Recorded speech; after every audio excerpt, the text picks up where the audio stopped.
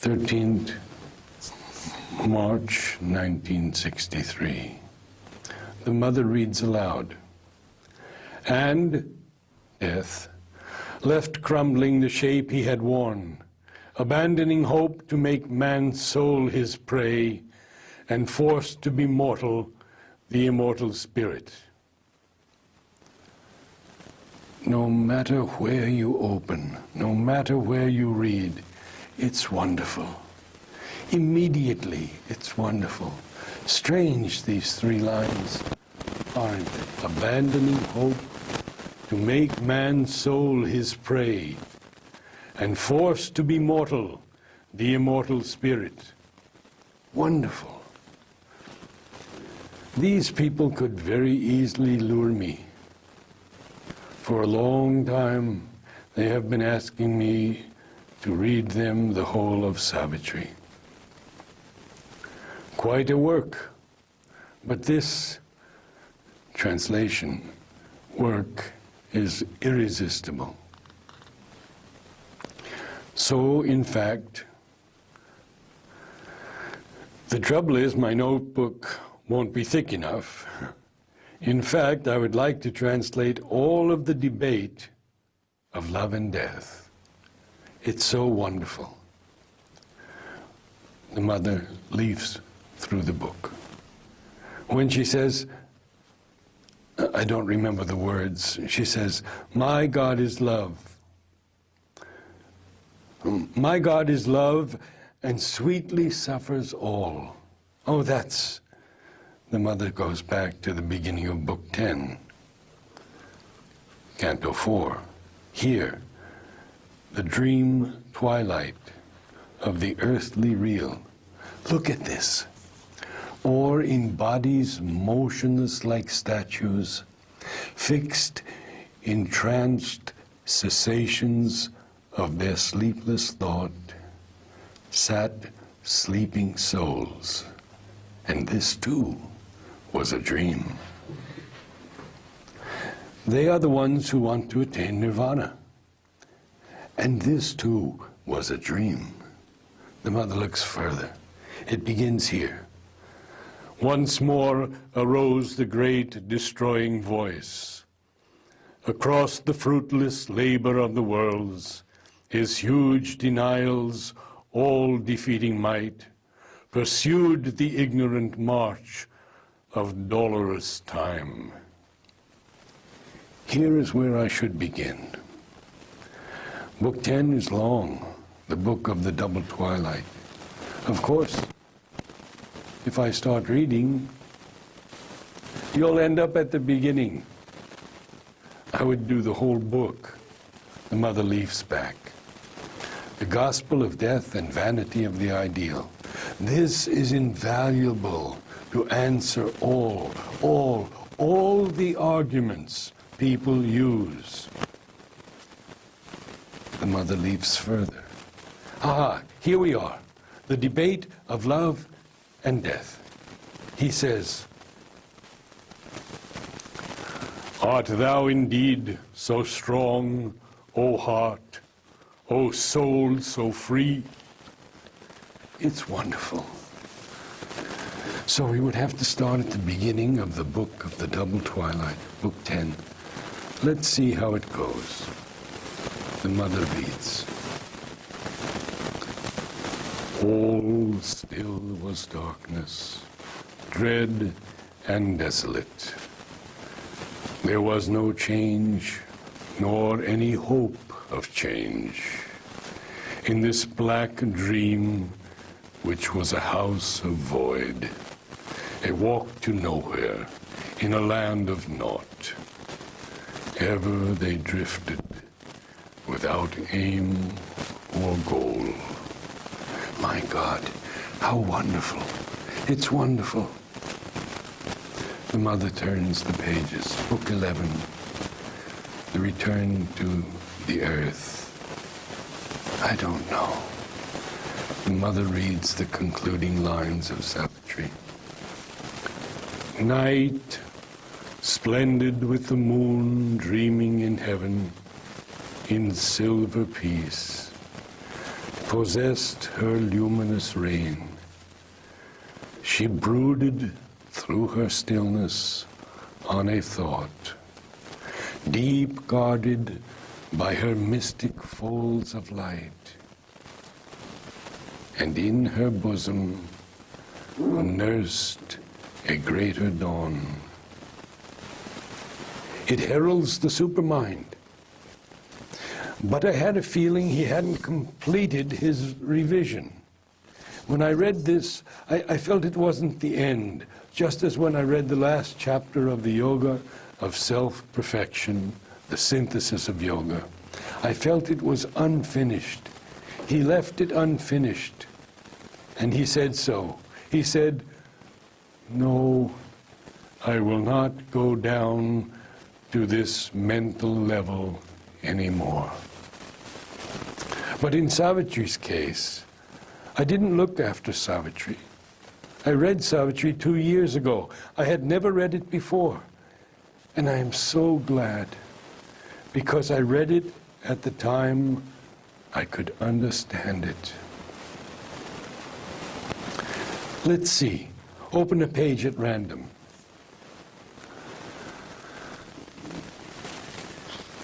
In the passion of its solitary dream, it lay, the heart of the king, like a closed, soundless oratory, where sleeps a consecrated argent floor, lit by a single and untrembling ray, and an invisible presence kneels in prayer. Pretty lovely. Oh, it's good. Let me go back a little. In the luminous stillness of its mute appeal, it looked up to the heights it could not see. It yearned from the longing depths it could not leave. In the center of its vast and fateful trance, halfway between his free and fallen selves, interceding twixt God's day and the mortal night, accepting worship as its single law, accepting bliss as the sole cause of things, refusing the austere joy which none can share, refusing the calm that lives for calm alone. To her it turned, for whom it willed to be. In the passion of its solitary dream, it lay like a closed, soundless oratory, where sleeps a consecrated argent floor, lit by a single and untrembling ray, and an invisible presence kneels in prayer. On some deep breast of liberating peace, all else was satisfied with quietude. This only knew there was a truth beyond. All other parts were dumb in centered sleep, consenting to the slow, deliberate power which tolerates the world's error and its grief, consenting to the cosmic long delay, timelessly waiting through the patient years, her coming they had asked for earth and men. This was the fiery point that called her now. Extinction could not quench that lonely fire. Its seeing filled the blank of mind and will. Thought dead, its changeless force abode and grew. Mother, I can't see clearly anymore. But I know what this is about. It's when the king, in Savitri, the king represents the human aspiration to discover the earth's secret beyond all already explored spiritual knowledge. It's when the king makes his last surrender to the Universal Mother.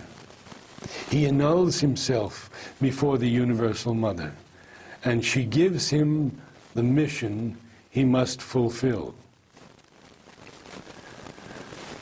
Its seeing filled the blank of mind and will. Thought dead, its changeless force abode and grew.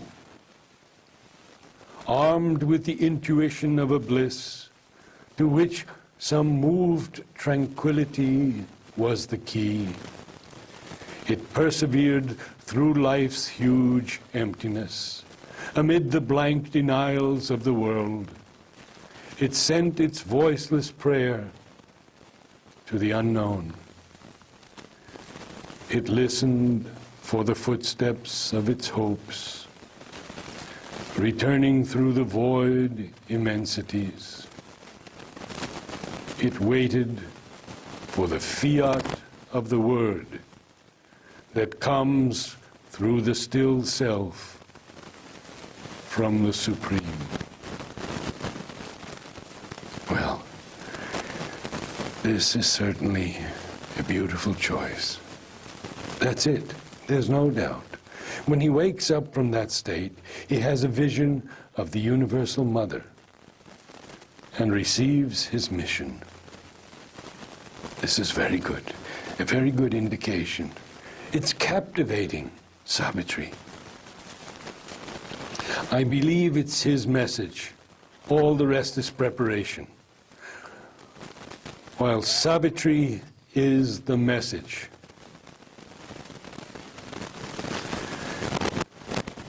Unfortunately, there were two morons here who fancied correcting him while he was alive. Especially, he's a poet. Hence all those letters on poetry Sri Aurobindo wrote. I've always refused to read them. I find it outrageous. He was forced to explain a whole poetic technique, the very idea. It's just the contrary. It comes down from above, and afterwards you explain, like a punch in the sawdust. Inspiration comes down, and afterwards you explain why it's all arranged as it is. But that just doesn't interest me. He goes beyond all past attempts to unite with Supreme, because none of them satisfies him. He aspires for something more. So when everything is annulled, he enters a nothingness, then comes out of it with the capacity to unite with the new bliss. That's it. It's good. 23rd March, 1963. The mother first reads from her translation of Savitri a few excerpts about death. We give here the original English.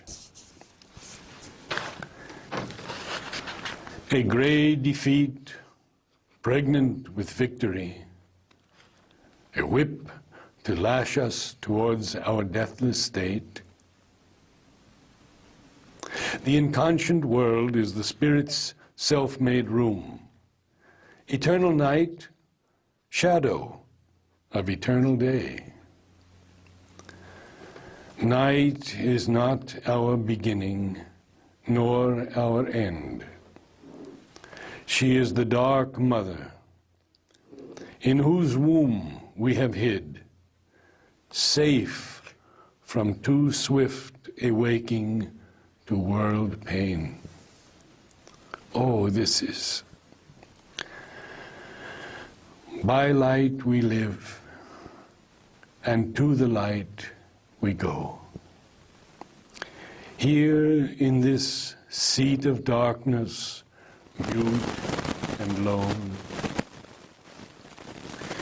in the heart of everlasting nothingness, light conquered now, even by that feeble beam, it's marvelous. 20 April 1963. As for me, I am debating with death.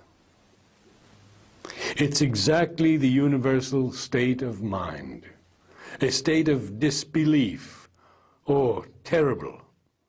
If we didn't know that something will come to replace it, it would be terrible. This Savitri is wonderful. He foresaw everything, saw everything, everything, absolutely everything. There isn't one point he left unexplored.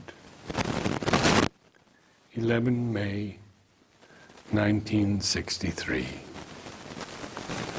You see, Mahalakshmi is the Divine Mother's aspect of love, the perfection of manifested love, which must come before this supreme love, which is beyond the manifestation, and the non-manifestation can be expressed.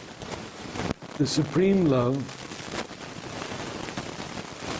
referred to in Savitri, when the Supreme sends Savitri to the earth. Forever love, O beautiful slave of God. It is to prepare the earth to receive the Supreme's manifestation, the manifestation of his victory. Seen in that way, it becomes clear, comprehensible, and comprehensive too. It has a concept. There's a line in Savitri, I can't quote exactly. Wherever nature is, he, the Supreme, too is there. For in truth, he and she are one. I was asked to find an illustration for this